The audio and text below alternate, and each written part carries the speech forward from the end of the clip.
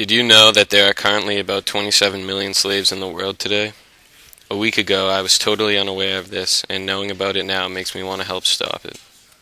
Slavery is taking part all over the world, but in India and China, there's the most modern-day slavery.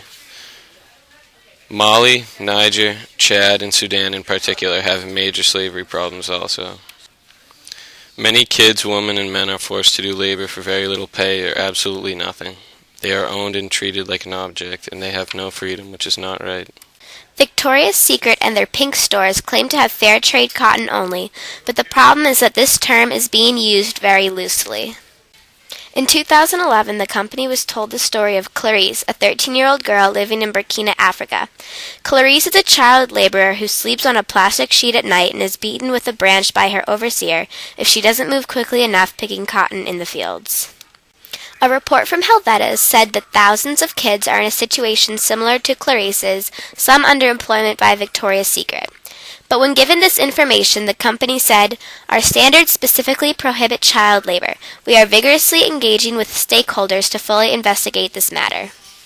However, since this message, all Victoria's Secret has done is removed the fair trade labels off their clothing. Right here is the truth behind Hershey Cocoa. The truth behind Hershey Cocoa is awful. Hershey obtains their cocoa from Ghana and Cote d'Ivoire, the two leading cocoa producers in West Africa. In 2001, the company made an agreement to get rid of child labor in their company by 2005.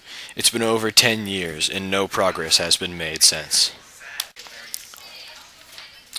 Many of Hershey's competitors, including Mars and Nestle, have started using cocoa that is certified with the U.S. labor standards. However, Hershey has not started this. While us Americans enjoy our chocolate, children in West Africa suffer from hard labor with no pay. Hershey has refused to identify their cocoa supplier, leaving many furious. They have tried to improve their farmers' working conditions, but that does not make up for what they have done. Did you know that Nike uses slaves to make some of their products in other parts of the world? Many people across the world are taking part in boycotting Nike soccer balls because there have been reports of physical abuse, sexual abuse, and salary below minimum wage in Pakistan.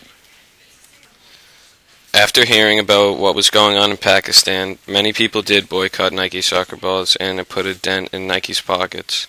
Even though it didn't shut down Nike, it gave them a warning that they should stop using slaves. Companies in the U.S. and Europe are taking a stand against child labor and with the production of Uzbek cotton.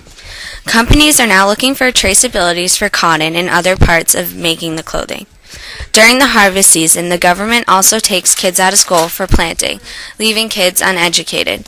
Forever 21 is one of the many companies that doesn't listen to this important issue in front of them.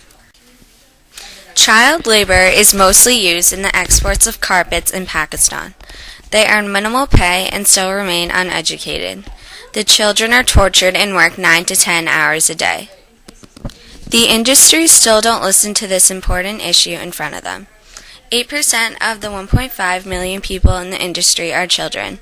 These companies try to stay out of the radar by dividing units into smaller units so they can avoid regulations.